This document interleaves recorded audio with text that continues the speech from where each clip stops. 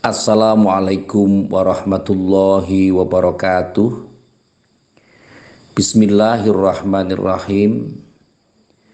Pemahaman terhadap hidup ini semakin lama harus kita cermati dengan baik.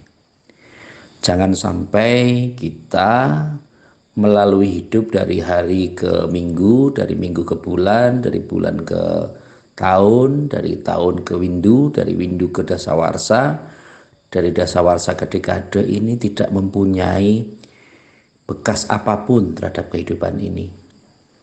Kalau kita hanya melakukan misalnya pagi makan, siang makan lagi, sore makan lagi, tidur, pagi makan lagi, dan seterusnya berulang-ulang tanpa kita melakukan lompatan, melakukan perjalanan, aktivitas atau momentum-momentum yang kuat, maka itu akan menjadi sia-sia. Penghargaan terhadap waktu, penghargaan terhadap ikhtiar itu sangat dibutuhkan. Supaya kita bisa menghargai waktu, bisa menghargai tenaga, maka kita harus juga membaca situasi. Betapa mereka yang mungkin secara tenaga dia bekerja keras. Mungkin teman-teman kita yang berada di proyek padat karya, mereka harus berpanas-panas di siang hari, berhaus, dan mungkin bayarannya juga terpotong-potong. Atau ada hal-hal lain berbeda dengan mungkin teman-teman kita yang di depan meja atau mereka di belakang meja atau yang lain lah, bahasanya monggo saja. Mereka hanya menggerakkan jari-jarinya sebentar, tapi karena mendapatkan momentum yang tepat sehingga gajinya itu bisa berpuluh-puluh kali lipat. Dan hal ini menjadi perhatian kita sama-sama bahwa kalau kita berpikir secara cermat, harta yang kita dapatkan itu baik sedikit atau banyak tergantung kita penggunaannya. Karena harta itu pertanyaannya dua, lima anfaqohu walima angzal tahu. Jadi didapatkan dari mana dan dimanfaatkan itu apa? Lima angzal tahu. Jadi turunnya dari mana nih? Dari sesuatu yang halal atau gratifikasi atau murni pekerjaan atau suap atau bonus. Kalau bonus mungkin ya diruntut lagi, ini bonus apa? Bonus dari hal-hal yang baik atau bonus untuk ATM yang tutup mulut atau apapun hasilnya, atau gaji tambahan, nah, atau hal-hal lain yang lain. Mengapa bisa saya menyampaikan ini? Karena pada prinsipnya kadang-kadang orang ini terlalu merasa rendah diri. Wah, saya ini tidak punya, saya ini miskin. Loh, belum kok sudah menganggap dirinya miskin. Belum sudah merasa dirinya tidak punya. Belum sudah menganggap bahwa dia tidak punya kemampuan seperti yang lain. Kalau bahasa saya, orang yang model seperti ini namanya meremehkan Allah Subhanahu wa taala. Nah, kalau kita meremehkan Allah dengan cara merendahkan diri, ya nggak bagus juga toh. Harusnya kita merasa, ya sekemampuan kita saja, mampunya seperti apa. Kalau mampunya 5, ya jangan keluarkan 3. Kalau mampunya 12, ya jangan keluarkan 20. Karena apa? Ketika kita di luar kemampuan, maka proses itu akan timpang, akan berbeda. Mungkin di saat ini ya kita merasa, wah kita kok kurang mendapatkan perhatian ya, mungkin dari teman, dari keluarga, mungkin dari handai tolan, dari saudara. Ya terima saja, tidak ada masalah. Karena proses itu akan berlangsung dan itu menjadi ujian bagi kita. Ketika semua orang tidak memperhatikan kita, justru kita bersyukur, alhamdulillah kita tidak diperhatikan. Pada saat kita punya, pada saat kita kaya, kita temannya banyak. Tapi ketika kita tidak punya teman, pada saat kita hartanya saja kurang, kita ini tidak punya teman. Dan kita bersyukur. Minimal kita harus berpikir bahwa orang yang telah berkecukupan itu, orang yang kaya berteman dengan orang yang kaya, Ya ujung-ujungnya ya utang, ujung-ujung kan pinjam uang. Kalau nggak pinjam ya minta gitu. Bahasanya seperti itu. Dan sesuai dengan derajat kemampuan masing-masing. Kalau ratusan juta urusannya ya mungkin dengan uang yang ratusan juta.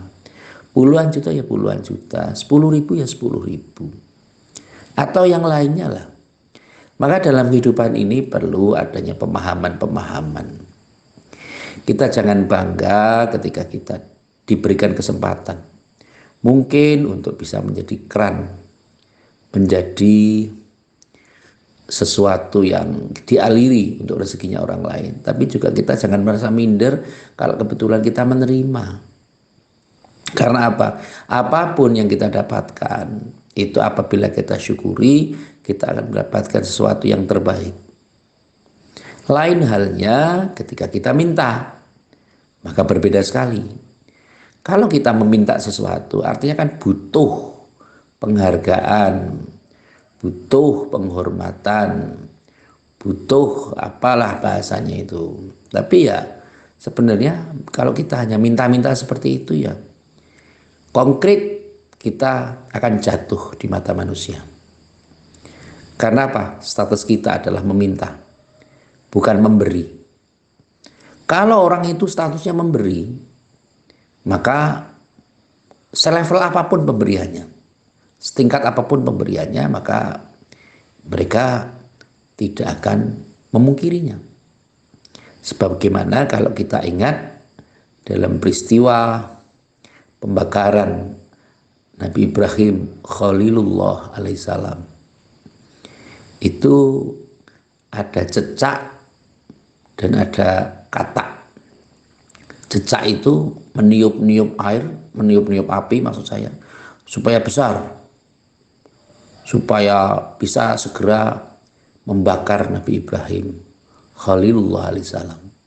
Sementara katak ini membawa air dan dia menyiramkan air itu ke api. Supaya apa? Supaya padam apinya. Lu kontribusi dan kondisi yang dicerminkan oleh dua hewan ini tentu akan sangat berbeda. Cicak yang kecil tapi niatnya adalah untuk membakar. Ya niatnya adalah dia statusnya menjadi pembenci. Pembenci Nabi Ibrahim alaihissalam. Walau kecil tapi dia menjadi pembenci. Tapi kata yang tentu hanya memberikan air dengan kepentingan untuk memadamkan air, tujuannya adalah untuk mencintai kanjeng Nabi Ibrahim alaihissalam. Tentu berbeda kondisinya toh. Kalau orang yang bermaksud baik dengan orang yang tidak bermaksud baik. Nah tentu masing-masing mempunyai balasan. Sehingga dalam hal ini perlu dikembangkan. Namanya proses tidak bergantung pada akal lapuk. Jangan bergantung pada individu-individu. Kita sudah dilatih bertauhid. Allahus Samad. Allahus Samad. Allahus Samad ini di Al-Quran hanya diulang sekali saja. Hanya dibaca sekali maksud saya. Di dalam surat Ikhlas saja. Allah tempat bergantung. Artinya ketika kita tauhidnya baik, maka sebenarnya kita tidak perlu bergantung pada manusia. Misalnya dalam kehidupan ini, wah ini saya bergantung pada donatur, saya bergantung pada instansi, pada lembaga. Kalau mereka tidak ngasih saya, ya saya tidak punya apa-apa. Pertanyaan saya berikutnya, Allah di mana? Kok dengan sedemikian mudah mengatakan seperti itu? Sementara dia tidak menyatakan Allah yang mencukupkan rezeki saya. Lu kan jelas, Allah sudah menjamin kok. Ketika kita usia 4 bulan dalam kandungan atau bagaimana, kita kan sudah dijanjikan rezekinya, umurnya, dan yang lain sudah ada patokannya. Dan kita sudah sepakat kok untuk mengesahkan Allah. Tidak ada sembahan lain selain Allah. La ma'buba ilallah.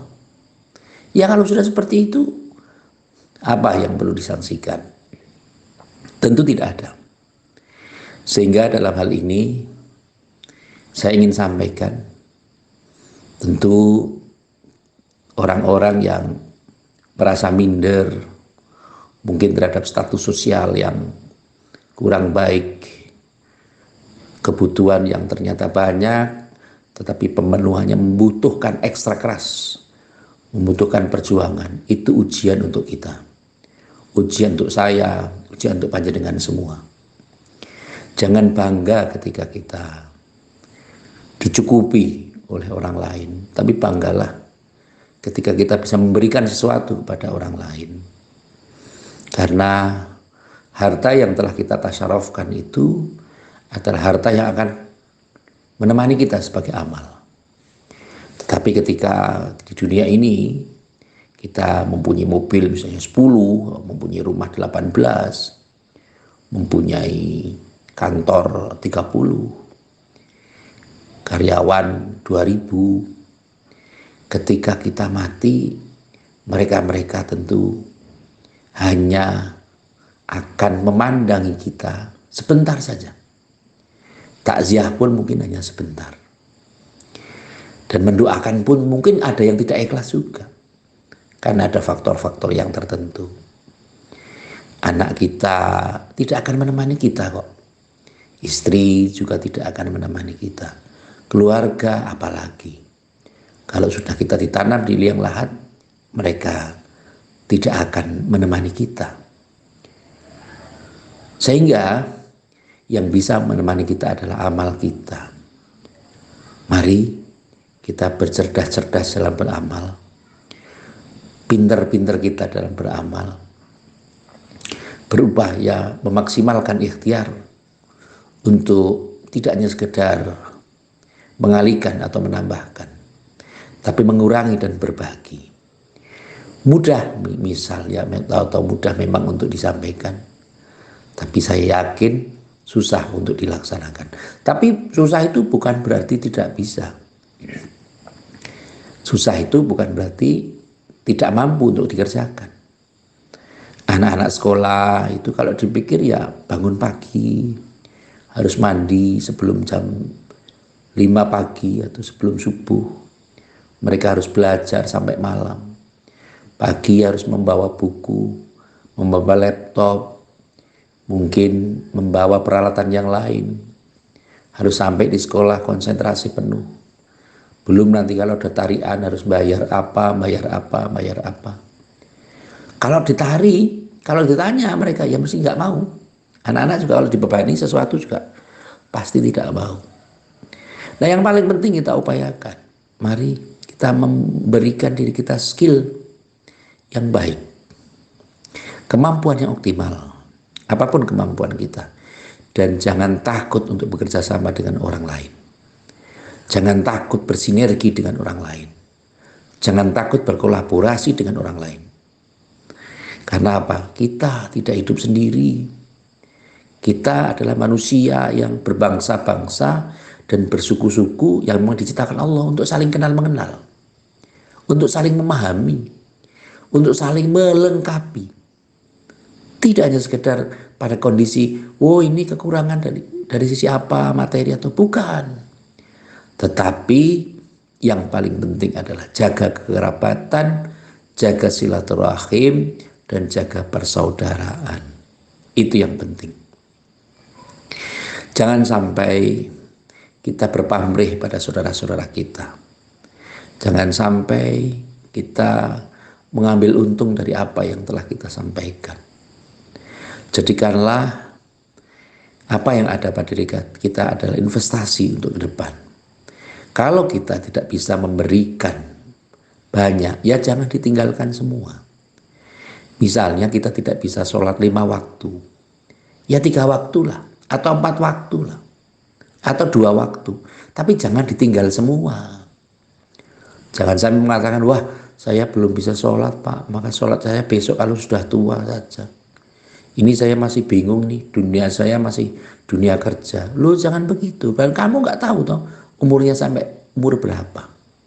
Apakah tahun depan masih hidup? Kok tahun depan? Nanti siang, kok nanti siang? Nanti sore bagaimana? Atau setelah ini seperti apa kan kita nggak ngerti. Jadi yang paling penting, mari kita semangati diri kita. Jangan sampai nun sewu, kita sebagai lilin, orang lain tercerahkan, tapi diri kita sendiri hancur. Karena apa? Motivasi kita salah.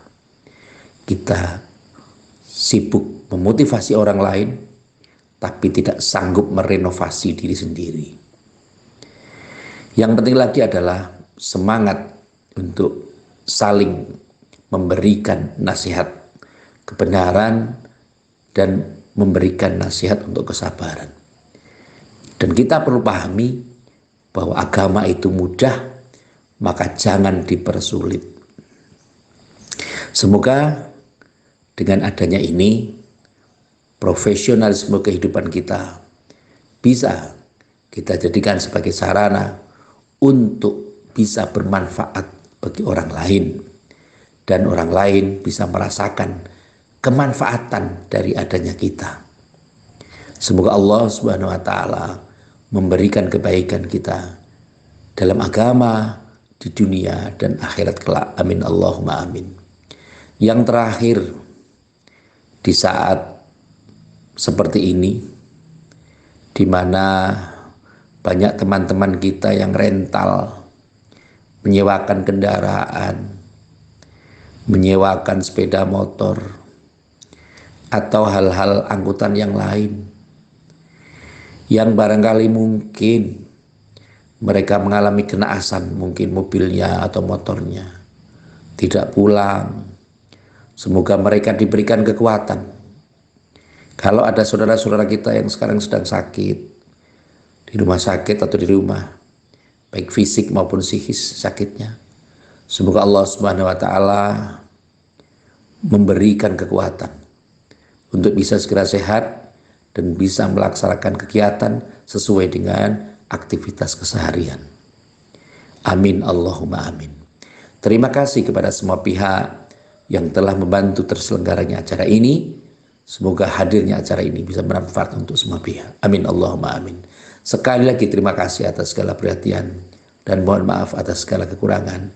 Saya akhiri, wallahul muwaffiq ila aqwamit thoriq. Wassalamualaikum warahmatullahi wabarakatuh.